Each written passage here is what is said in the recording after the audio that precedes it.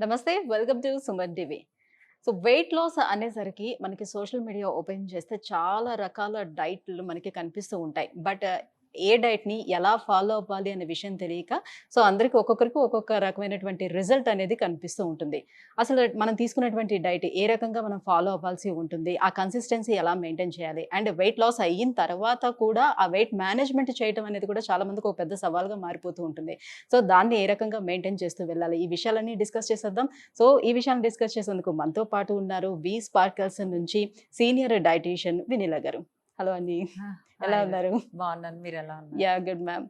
Ma'am, weight loss అనేటప్పుడు ఖచ్చితంగా అందరూ ఏమనుకుంటారంటే ఫుడ్‌ని అనేది పక్కన పెట్టేస్తే ఆటోమేటిక్‌గా వెయిట్ లాస్ అయిపోతాం. క్రాష్ డైట్‌లనేవి చాలా ఎక్కువ మంది ఫాలో అవుతుంటారు. ఎందుకంటే తొందరగా వెయిట్ లాస్ అనేది అయిపోతుందని.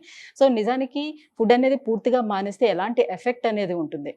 చాలా మందికి తెలియనిదేంటంటే అంటే క్యాలరీస్ ఎక్కువ బాగా లో చేసేసుకుంటే ఫాస్ట్‌గా తగ్గుతాము అనుకుంటారు. But depends on your metabolic rate we need to reduce the calories. Hmm. అసలు ఈ మెటబాలిక్ రేట్ ఎలా వర్క్ అవుతుందనేది ముందు మీరు తెలుసుకోవాలి. హ్మ్. అంటే నేనైతే నా క్లయింట్స్‌ది నేను I'll be following up with my juniors and me all the things will happen. కానీ యాక్చువల్‌గా ప్రోటీన్ ఎంత తీసుకోవాలి, ఫ్యాట్ ఎంత తీసుకోవాలనేది వెరీ ఇంపార్టెంట్. ప్రోటీన్‌తో పాటు ఫ్యాట్ కూడా తీసుకోవాలి. ఎంత హ్మ్. తీసుకోవాలి అనేది జనాలకి తెలీదు. హ్మ్. ఓన్లీ ప్రోటీన్ తినాలి అనేది ఒకటే ఎళ్తారు. అండ్ హ్మ్. కార్బ్స్ గనుక మనం జీరో చేసామనుకోండి, హ్మ్. నెక్స్ట్ మళ్ళీ మనం కార్బ్స్ జీవితాంతం తినకుండా ఉండగలమా అనేది ఒకటి అండర్‌లైన్ పాయింట్ అనమాట. హ్మ్. కార్బ్స్ మోడరేట్‌గా తీసుకుంటూ ఫ్యాట్స్ అండ్ ప్రోటీన్ కాంబినేషన్‌లో క్యాలరీ కౌంట్స్ హ్మ్. ప్రోటీన్‌కి 1 గ్రామ్‌కి ఎంత క్యాలరీస్ ఉంటాయనేది మనం చెక్ చేసుకుంటూ, మనం తీసుకుంటూ, మన బాడీకి ఎంత రిక్వైర్మెంట్ ఉంది, ప్రోటీను, మజిల్ కరెక్ట్‌గా ఉందా, ఫ్యాట్ ఎంతుంది, ఆ ఫ్యాట్ ఎంత తగ్గించాలి, మనం ఫ్యాట్ మీదే టార్గెట్ చేయాలి. ఫ్యాట్ మీదే టార్గెట్ చేయాలన్నప్పుడు క్యాలరీ డెఫిసిట్ ఎక్కువగా వెళ్ళకూడదు. హ్మ్. హ్మ్. ఒకవేళ వెయిట్ తగ్గనప్పుడు హ్మ్. యూజువల్‌గా నేను చేసేదేంటి, వెయిట్ స్ట్రక్ అయిపోద్ది. చాలా మందికి చాలా సార్లు వెయిట్ స్ట్రక్ అయిపోతుంది. నేనప్పుడు క్యాలరీస్ ఇంక్రీజ్ చేస్తాను ఒక 1 వీక్. ఓకే. చేసి మళ్ళీ నెక్స్ట్ వీక్ డిక్రీజ్ చేస్తాను. బాడీని డిఫరెంట్ మెథడ్స్‌లో ప్లే చేస్తాను.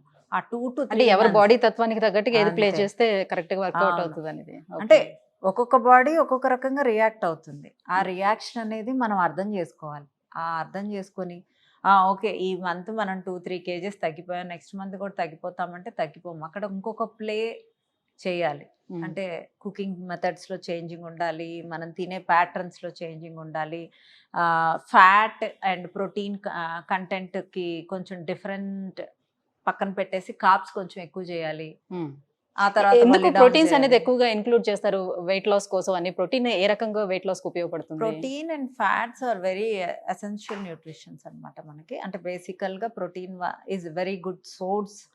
అంటే ఆకలి అవ్వకుండా ఉండటానికి, మనకు మజిల్ బిల్డింగ్‌కి, అంటే మజిల్ టేర్స్ రిపేర్ అవ్వడానికి అసలు హ్మ్. ప్రోటీన్‌కి మించింది ఏమీ లేదు.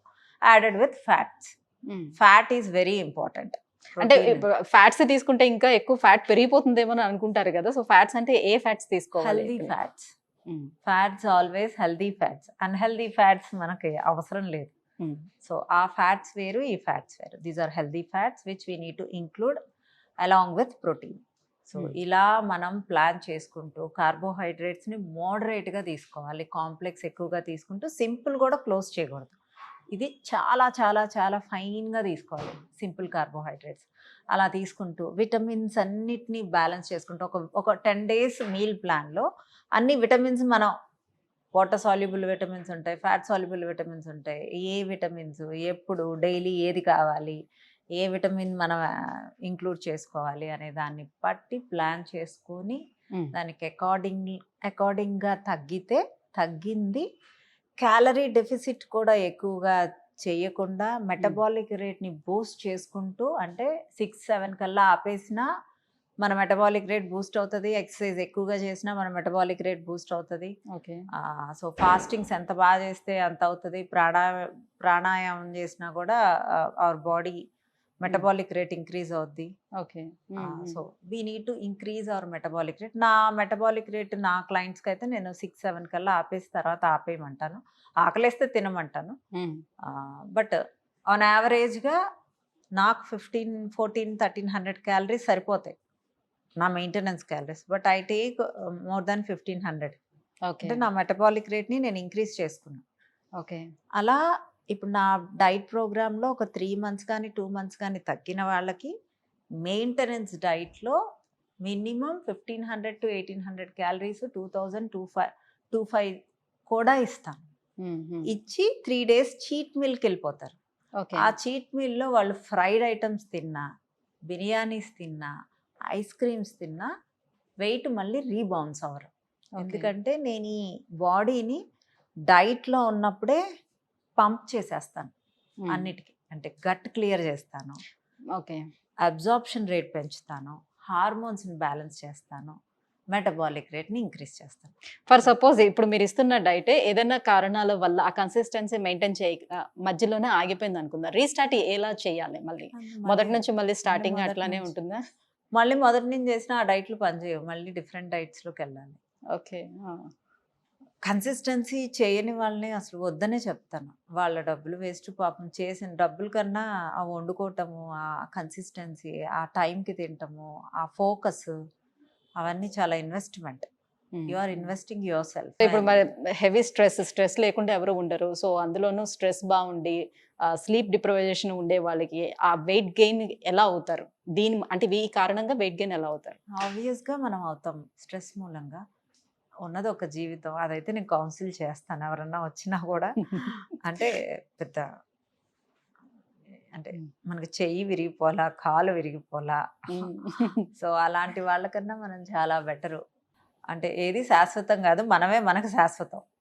సో స్ట్రెస్ అనేది వద్దు అని అయితే చెప్పగలను. చెప్పటం వరకు చెప్పగలను. బట్ స్ట్రెస్ వల్ల కొలెస్ట్రాల్ పెరుగుతుంది. అంటే ఫ్యాట్ వేరు, కొలెస్ట్రాల్ వేరు. బ్లడ్‌లో కొలెస్ట్రాల్ పెరుగుతుంది కార్టిజాల్ హార్మోన్ వల్ల.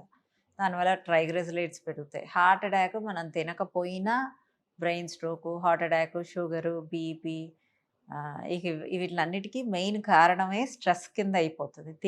తిని ఓకే తిన్నాను, నాకు ఫ్యాట్ పెరిగింది అనేది ఒక ఎత్తు అయితే, ఏమీ తినలేదు నాకు నాకు పెరిగింది అని అదొక పెద్ద స్ట్రెస్ అవుతుంది. So be happy. ఉన్నంతలో be happy. Right. Thank you ma'am. Thank you so much. So viewers చూస్తున్నారు కదా. సో వెయిట్ లాస్ కోసం డైట్ ఏదైతే తీసుకుంటున్నామో ఈ డైట్ అనేది ఒక స్ప్రింట్ కాదు, అదొక జర్నీ. సో కంటిన్యూస్గా ఎవరైతే ఈ కన్సిస్టెన్సీని మెయింటైన్ చేయగలుగుతారో వాళ్ళు ఖచ్చితంగా వెయిట్ లాస్ అవ్వడానికి ఛాన్స్ ఉంటుంది. సో మీలో ఎవరైనా వెయిట్ లాస్ కోసం ట్రై చేస్తే కింద స్క్రోల్ అవుతున్న నెంబర్కి కాల్ చేయండి. సో వి స్పార్కిల్స్ని అప్రోచ్ అవ్వండి. Thank you.